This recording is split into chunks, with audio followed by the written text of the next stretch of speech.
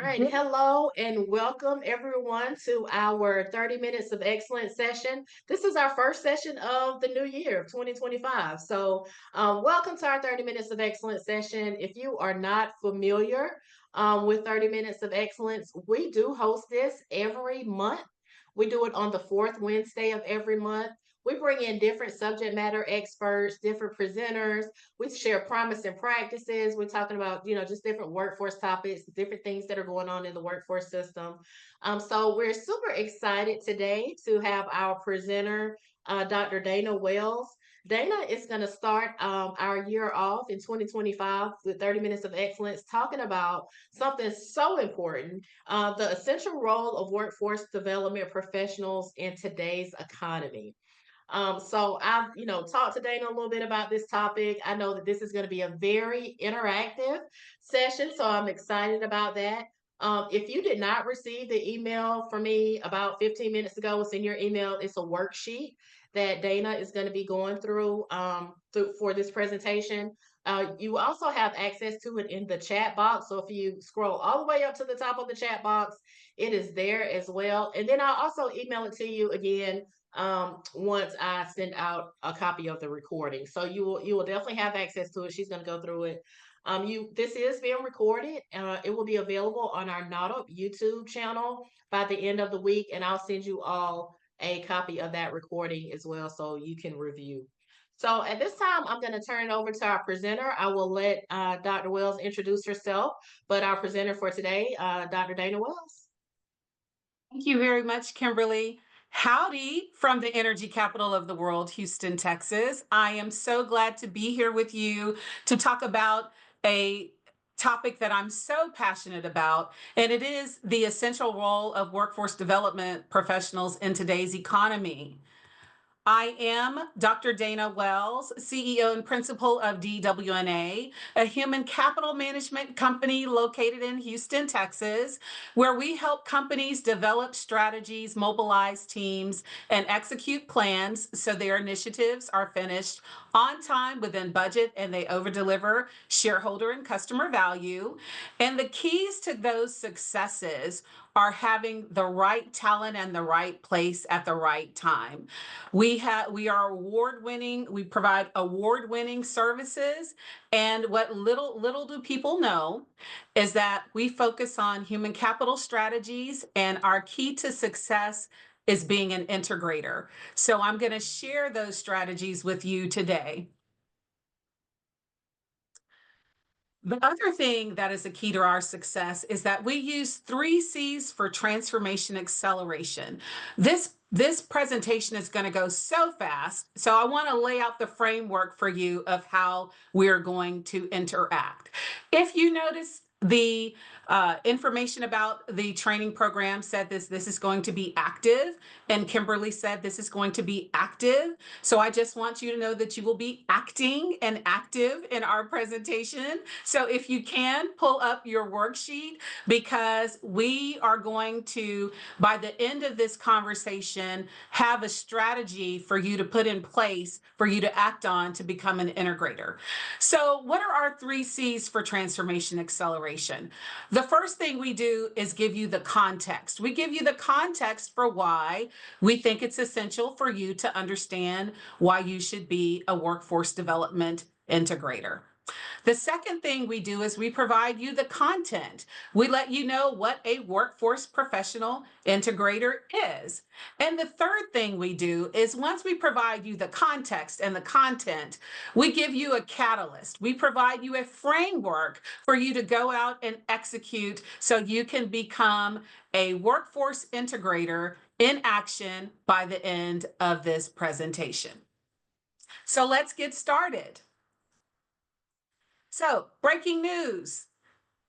Did you know that there's 12% job growth projected in the next 10 years for training and development professionals? If you saw on the LinkedIn post that I created, the U.S. Chamber of Commerce talked about having 760,000 jobs opened during Q4 of 2024. And now, in November of 2024, there were 4 million jobs open in the U.S., meaning those who were seeking work, there were 1.7 jobs available for them, but there are still people who were unemployed. So, what do these statistics tell us, or what should they be telling you? They should be underscoring the importance of your work as a workforce development professional, and more importantly, your role as a workforce development integrator. So, what is a workforce development integrator? A workforce development integrator does three things, even more, but three things specifically. One, you as a workforce development integrator, leverage your workforce programs. You know the programs you have. You are informed by economic forecasts of what new businesses are coming into play, where they need more resources, human capital resources, and you understand the labor market insights of who's looking for what opportunities, what the demands are for specific skills, and what skills are needed. The second thing a workforce integrator does is we unite businesses, career seekers, educators, and agencies, because we take the knowledge that we have and we share it with these different stakeholders that we work with. And the final thing we do as workforce integrators is we build a skilled workforce that fuels job creation, economic growth, and creates thriving economies. So that's what workforce integrators do. Now, I have a question for you all. Let's do a self check. Are you an integrator based on those three key things that we defined? If you can answer these questions. And Kimberly, if people type something in the chat, if you can let me know if they are saying that they are workforce integrators, since I can't see the chat. And I want you to take a moment and just tell us if you do these things. Do you actively use your workforce programs, your economic forecasts, or your labor market insights to inform your workforce development strategies? If yes, that is excellent. If not, what are you going to do to start doing that? The next question I want you to ask yourself: do you collaborate with businesses, career seekers, educators, or agencies, chambers, economic development corporations, even people within the workforce development space, to align training and employment opportunities with industry needs? Hopefully that answer is yes. If you need some improvement, that's okay. Put your action step in for doing that. The next question I want you to ask yourself: are you contributing to the development of a skilled workforce that directly supports job creation and economic growth? Let me rephrase that for you. Do you know what the current skills demands are from employers? And are you translating that information into programs, into services that career seekers need? So when they come and engage with you, they know that the skills that they glean from your engagement will help them get a career opportunity. And then the final question I want you to ask yourself: does your work help build sustainable partnerships that strengthen communities through workforce development initiatives? Are you, simple paraphrase, are you interacting with your communities? Do you see the output of the work that you're doing as a workforce development professional? If yes, congratulations, you're an amazing workforce development integrator. Keep up the good work. If not, let's see if we can create some action steps to help us move forward in becoming a more effective workforce development integrator. Because one thing we say at DW&A is that we're all good works in progress. So it's okay if you're not hitting all of those areas. We just know that these are four key areas that will help us become a more effective integrator and support our stakeholders. Any questions there, Kimberly, or any comments? No questions, but I can say I can report to you that everybody who has chimed into the chat box has said yes to all four questions. That and Congratulations. somebody said yes to all, but definitely room in all areas for improvement and better connection. So think, it goes back to what you said is we're all still a work in progress, even though the answer is yes. Good, good. That's good to hear. So that take us to the next question then. Are you maximizing these data-driven tools? Do you know your workforce programs? Are you involved in attending the economic forecasts? Are you looking at labor market insights? And so the question that I have for you here is with the workforce programs, what workforce programs are currently available to align training and career pathways with industry needs in your region? As I walked through doing the research over the past quarter in this space and attending workforce development, labor development conferences, labor conferences, there are so many programs, even here in the state of Texas, even in this region, in our greater Houston region, there are too many that I can't keep up with. And so what I realized is talking to my workforce development peers makes it easier for me to understand I don't have to know everything, just have to know people who know something else that I don't know.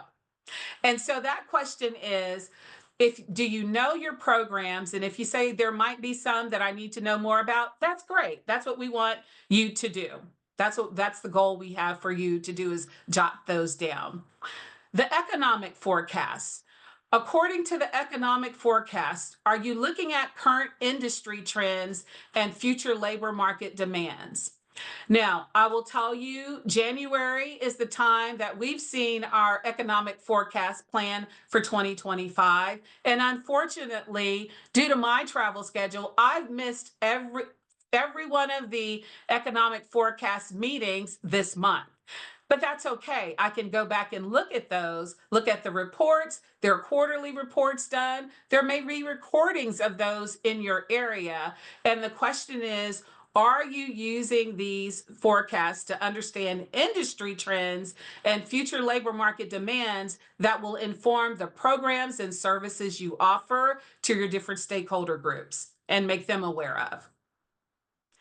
The final data-driven tool I want you to evaluate is looking at labor market insights, and ask yourself, according to the labor market data, what are the current skills gaps, hiring trends, and emerging workforce needs? If you have that information, congratulations to you. You are definitely a workforce integrator using data-driven insights to help you make strategic decisions that get our career seekers to work and help our employers find that right talent so that they can continue to grow and help our economy and communities grow.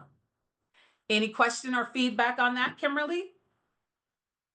Yeah, so we've had several people who've chatted put into the chat box of the different programs, the workforce programs that are currently available to align training and career pathways. So that's what most of this has been about. We have a couple of yeses to the other questions, but I think mainly for this part of the chat, they've listed the programs from Perfect, question perfect. one. And again, go ahead.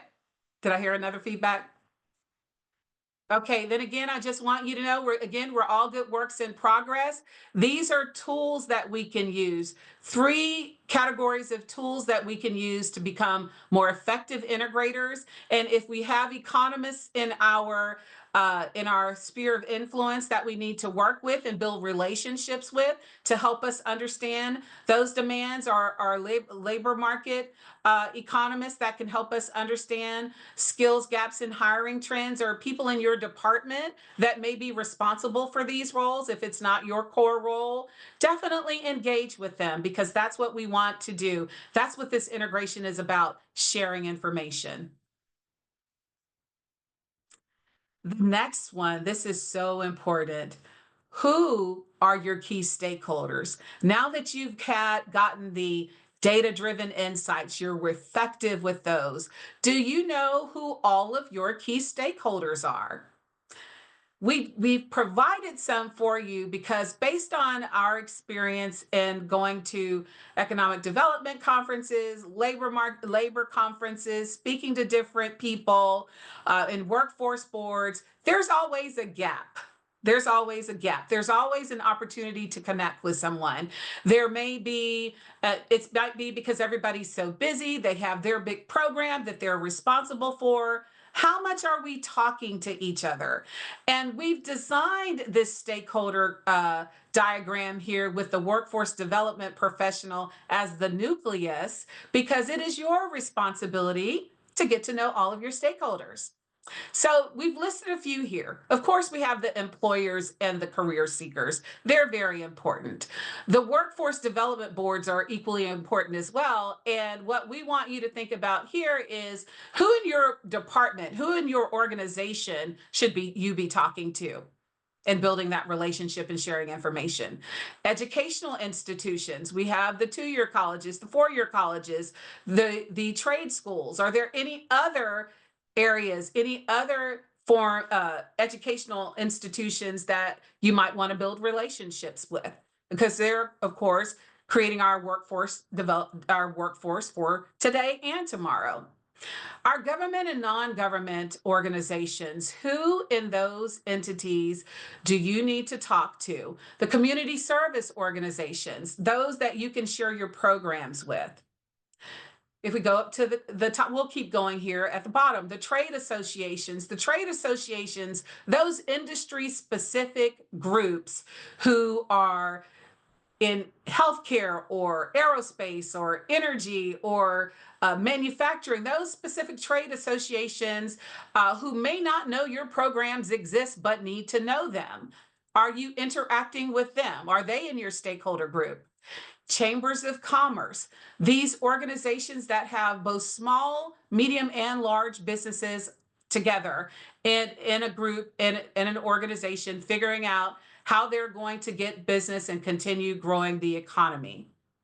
And of course, these economic development corporations, the people who actually go out and seek companies to come and do business in your state.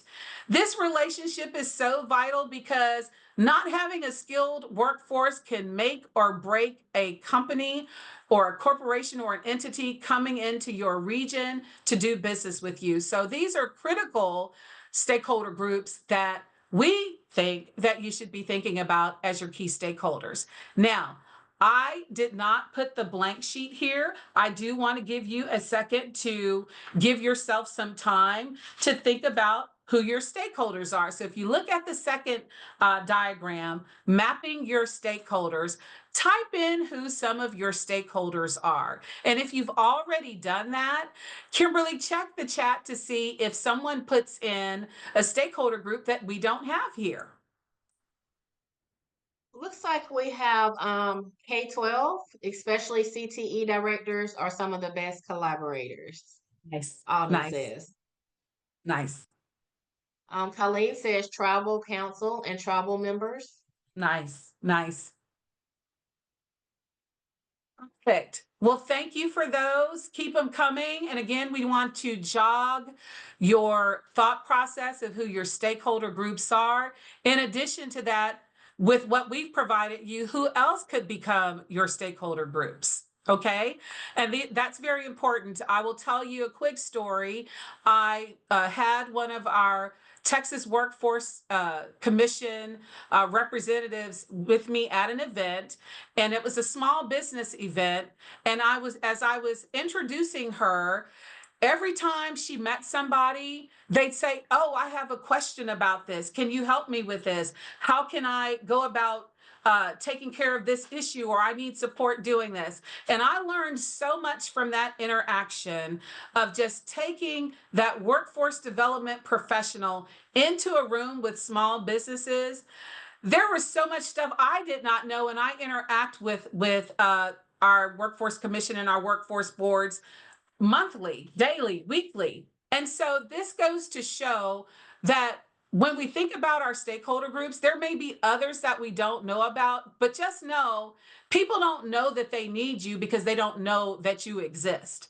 And they don't know the programs or services you provide. So figure out a way for you to go out and meet some new stakeholder groups. All right. Any other questions or feedback before we move on?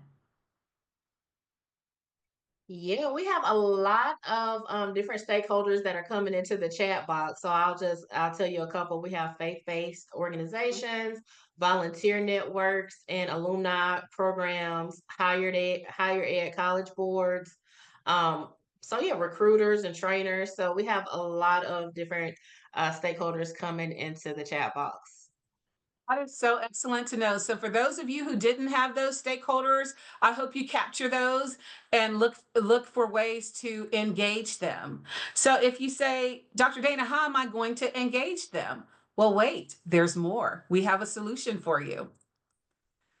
So, what we have here is when you're engaging your key stakeholders, we're going to provide you an integration strategy because we talked about before what your role is as an integrator, understanding the programs, understanding the economic forecasts, understanding the labor market insights, bringing all of that into the forefront with your stakeholder groups. Who are your stakeholder groups? We listed about 8 here, but you may have more.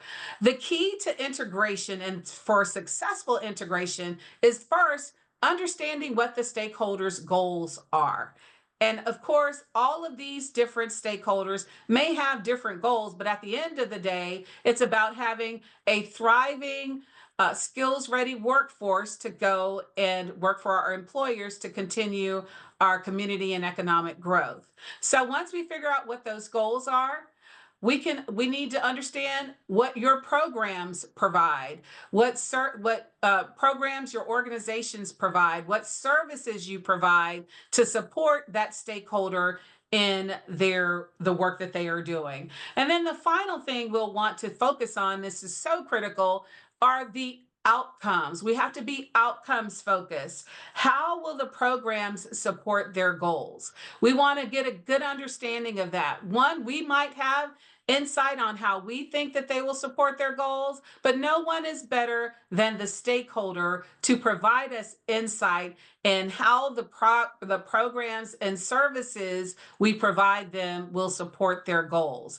And in gaining that insight, our stakeholders might give us some additional insight into new programs and services that that they may need in order to help them land those careers and also become skills ready and meet the economic the business demands of having that workforce ready to help them achieve the business goals. Any feedback or questions here, Kimberly? It doesn't look like there are any questions. If anybody wants to type any questions into the chat that you have for Dr. Wells, I can read those out to her. But as of right now, there are none. Perfect, perfect. So I will add this question to you. This is our catalyst moment. We've talked about the context of the workforce demand, the context of workforce development professionals being in demand. We gave you the content of what an integrator is and strategies of how you can be a more effective integrator. So, my question to you: what immediate action will you take to strengthen your role as an integrator? If you can jot that down, because we do know, like we said at DW&A, we believe we are all good works in progress. So we do know there are always opportunities for improvement. And for us specifically today, what can we do? What actions will we take immediately to strengthen our roles as workforce development integrators? Kimberly, any comments or feedback in the chat? Yeah, so Christy has said for the immediate action was to map key stakeholders. And Marion says, I think Marion is talking about the context, content, and catalyst, how they like that set up, and it keeps how it's kept this session concise. Winnie says increase partnership outreach. Scott says build new partnerships. Perfect. Well, we definitely want you to do that. Thank you for the feedback on the framing of our presentation because we want you to get busy. The time is now. And so I'll leave you with this. In closing, you are in demand. You are in demand. If you don't see that now, if you're not feeling it, I want you to know you're in demand and you must become an integrator. And for those of you who are integrators and saying that you've got to get better, I agree. I have to get better too. So I'm very excited and aligned with you on that. And then the final thing I want you to know is that you are essential in today's economy. I hope that our presentation today has demonstrated that. And with that, I will close and ask if you have any questions. All right, feel free if you have any additional questions. We have about 5 more minutes in the presentation, so we can ask Dr. Wells question. So one thing that I have, Dr. Wells, I kind of started off is which ways or how do you engage stakeholders? What do you think is most productive? Is it, cold calling? Is it showing up at events? Like what are some things that you can give us when it comes to engaging stakeholders? Uh, Several. Thank you for that question. And I'm going to tell you it depends. And I would say all of the above.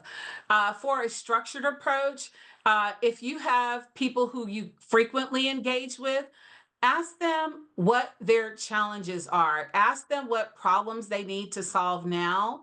And you can create a custom engagement strategy for that group that you already work with.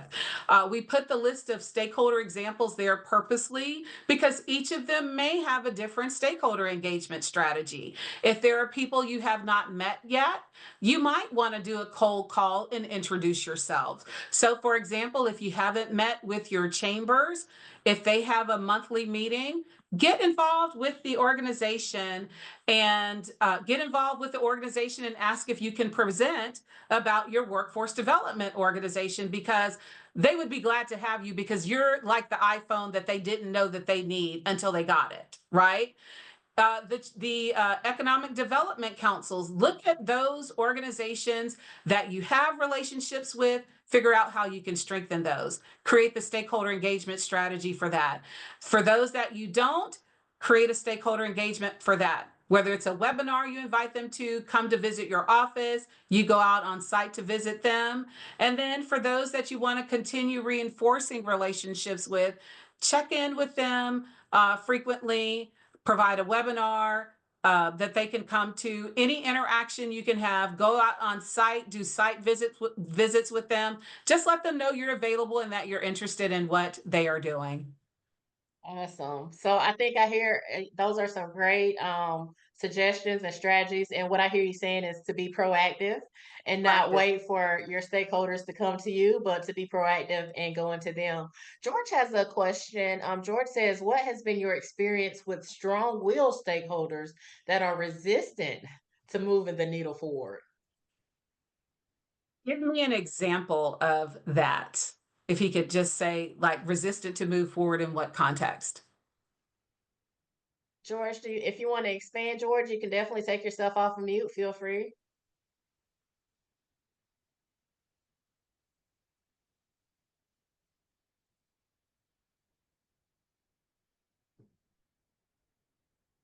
So he hasn't given any additional Oh, context. I'm sorry. I had Oh, here we myself go. on mute. Sorry about that. There you go, George. Go So ahead. I've been in HR for 30 years. You get to the point where, look, it's obvious we're short on talent. It's obvious we have high turnover. It's obvious we got all these issues. Let's look at partnering with Department of Labor. Let's partner in creating a training program, an apprenticeship, and you start mentioning all that, they're like, okay, where are the resources going to come from? They're not telling you that, but it's obvious they're not going to spend money. They're not going to spend resources. They're not going to assign you or anybody else. And everything that I've tried to do, I've tried this like 3 different times with medium and large size organizations. I quit. I give up because you know what? You have to personally know somebody that doing exactly what we're talking about, willing to put your money where your mouth is. And I'm at a point in my career, it doesn't matter. Fire me. I'm working for myself as a freelance, so you can't fire me. So you know what? It's time to stop and let's have a serious conversation. Now the only conversation I'm going to have is with a CFO beginning because he controls the purse strings. So now I'm understanding in organizations, unless you give a director unless you give a direction, all of the managers, directors, VPs, those people, all they are, they are not partnering with you. They're just in the way and they're causing a lot of our challenges in the workforce space. Thank you for that context. And I do agree with you. It's good to start at the top of the organization. Also, look at a small win when people talk about not having budgets. I don't know what state you're in, but Texas. oh, you're in Texas. Okay, so Yep. what about the skills development funds? What about the programs that will help fund training for these employers so that they can get get those resources where it's not a budget constraint on them? I think understanding what your state programs are, what your workforce programs are locally, will help you mitigate some of those objections they have. If you could come up with a list of objections and come up with some solutions to those objections, I think that'll help you move better, faster. And then also, like you said, talking to the executives in the organization, building that financial business case why it's imperative for them to focus on this development. When you start talking dollars and lost dollars, lost revenue, inefficiencies, that's what piques those executives' attention. And that's what I would recommend. Perfect. Thank you. Thank you so much for that question, George. And that takes us right at the top of our time. So, Dana, I know you had a QR code where we can connect with you if you had Yes, further this was questions. And I did just want to say I saw a couple of comments about can we have a future session on engagement and outreach? So we absolutely can. Stay tuned, Sonata. We will definitely have that in the works for you. So thank you for that suggestion, Dr. Wells. such a pleasure being with you. We've out of time. I enjoy this work so much. Please connect with me on LinkedIn. You will get the presentation, the recording, and your worksheet. Keep me posted on what you're doing out there. And we'd love to partner with you if you need our support in implementing any strategies. Here's to a successful 2025. Thank you. And thank you all for joining us today. You will get an email from me before the end of the week with the recording and along with the PowerPoint presentation and another copy of the worksheet. So thank you all. Have a wonderful rest of your Wednesday.